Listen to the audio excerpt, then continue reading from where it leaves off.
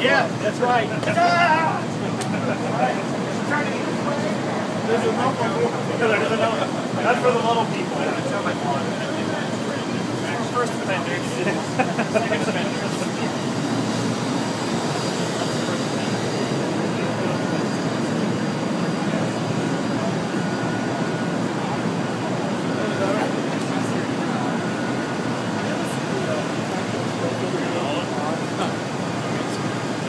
So this is a single couplet V6200.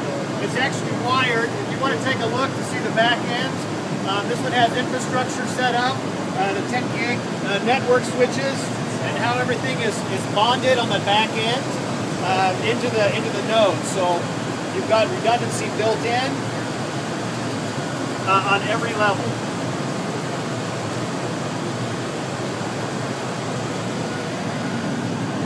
Now this is pretty neat. So this is actually a test development unit. The cable's pretty neat.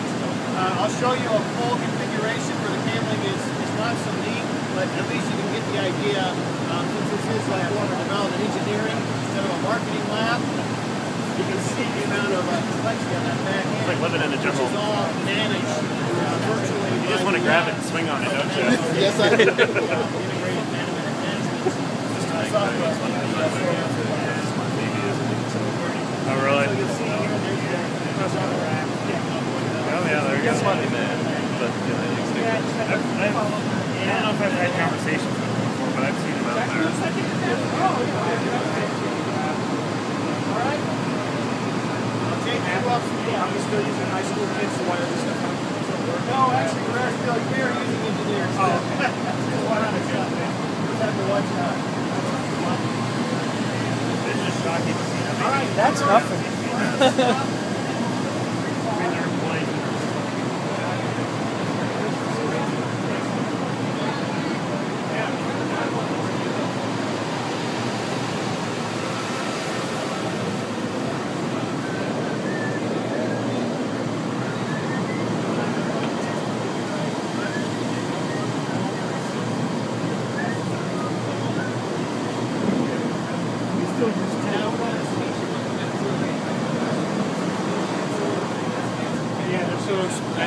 There's not going to be that many, you know, they have a couple over here as well.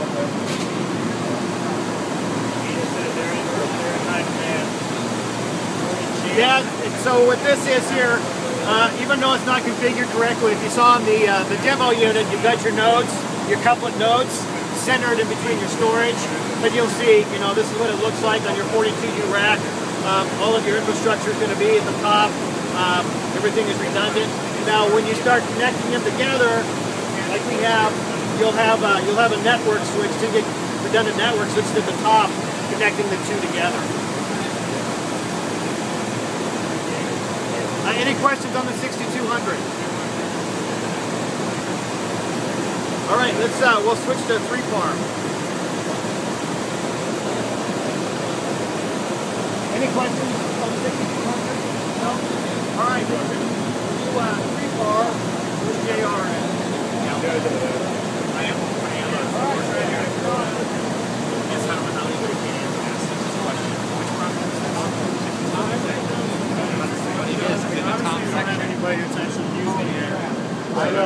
It's a lot of storage.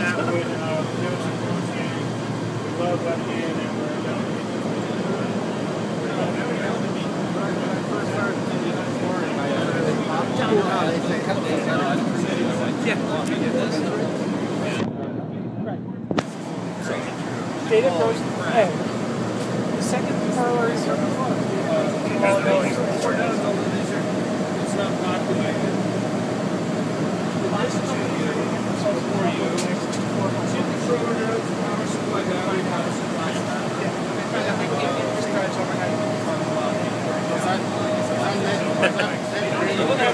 So, at 200, you do have 400, you guys have 4 drive chassis, the next you are running backup to a 12 drive.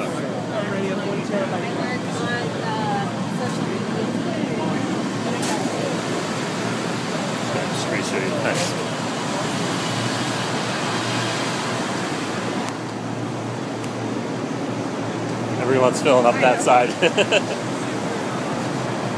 see 42 is kind of the tall rack. You guys want to see a V? Actually, why don't you go through and if anybody has any questions? You guys have any questions? See that. Did you say this is the smallest it could be? No, the smallest will be two shelves.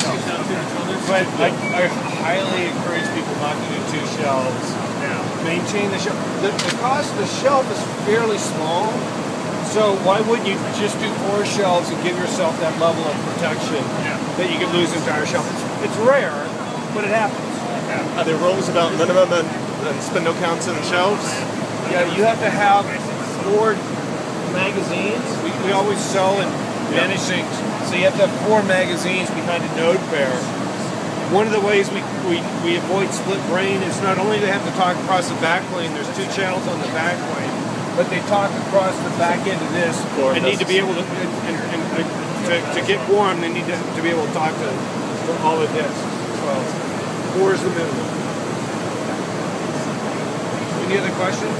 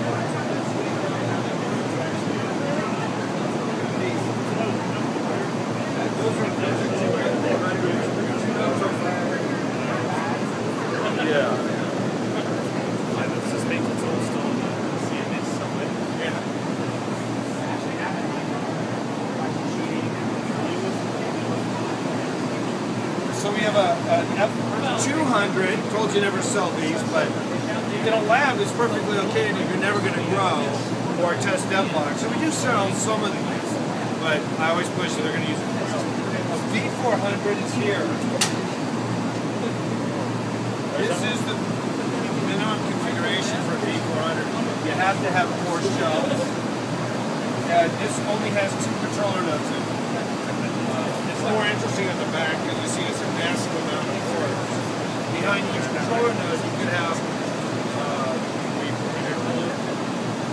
24, 36 fiber channel ports per node. Some to back end, some to front end. It also has something else I didn't talk about. The F and the T have built-in GigE ports for replication. So if you want to do replication, you don't have to buy any extra hardware. You plug the nodes in on GigE and you're done. Any questions on the V?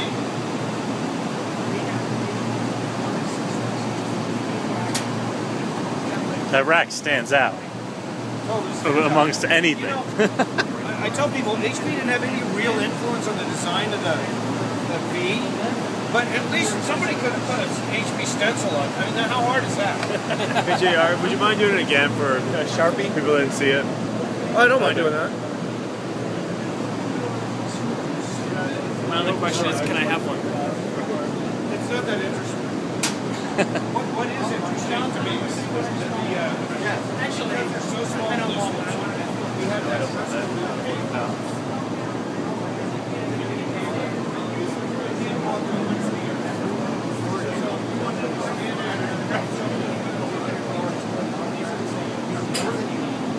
Well, I mean, we had built the power expecting that little business model.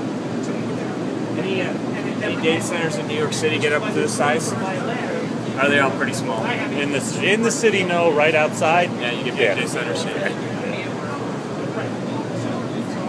there's no room. Yeah. Well, there is. There's 3 of them. Google's data center is this big on New York 8th, City? 8th Avenue. Yeah. Oh, really? Wow. Seems like It's like where all the carriers hotel, but they have a massive one in Manhattan. Just thinking Google has money falling out of their ass. It's pretty easy for them to be like, ah, well, that'll change someday. They'll get smart. They'll start cutting costs. They'll figure out how they can be making a lot more money by that type of thing. Top dollar all the time.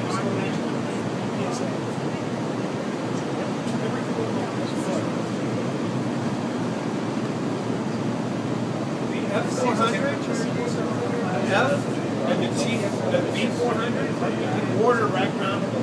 The V800 has to come in that 3-bar cab. So V400 you can order in pieces and rack it yourself. There's a rack mount option for it. Nice. It comes with rack stock. We're done, I think. Done? That's coming. Where we going next? Yeah. You guys want to see the X9000? X9000? Yeah. The old Ibex platform? You guys didn't know what you were talking about? Yeah. Yeah. All right. Let's go take a look at that. X9000.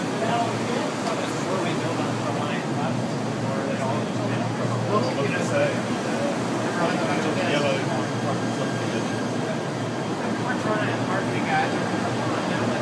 He has to find it. Oh, we think we have one, but we're pretty sure we lost it.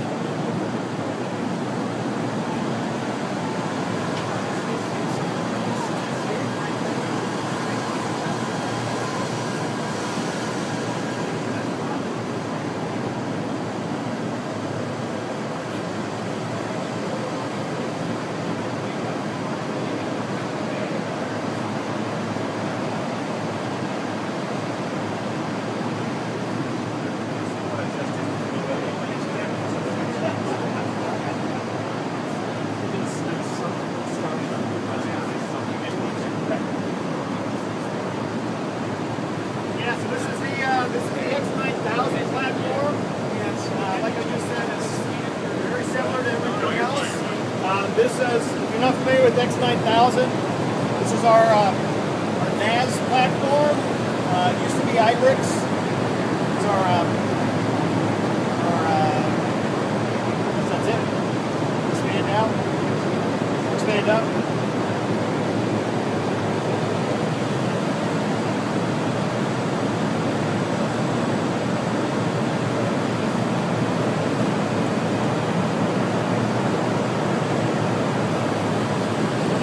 That's it, pretty much. You in there, Ray? One more shot. All right.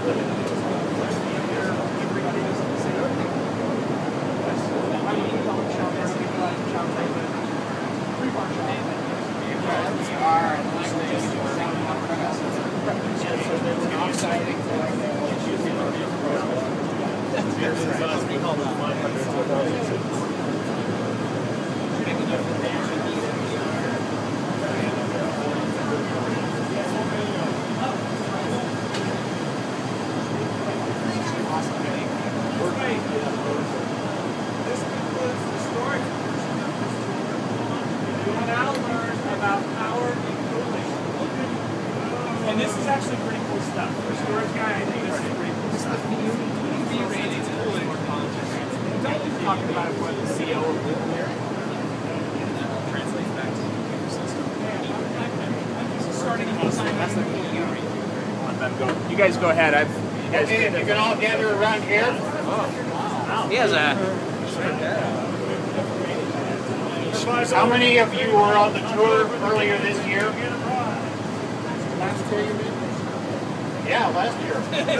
It is just It's going fast. Okay. So we're going to start with just some of the basics here. Something you've already noticed is that in this data center you don't need a code.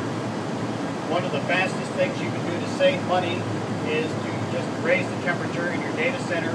With the temperature elevation we have here, you have virtually no impact on reliability, and you save a great deal of money.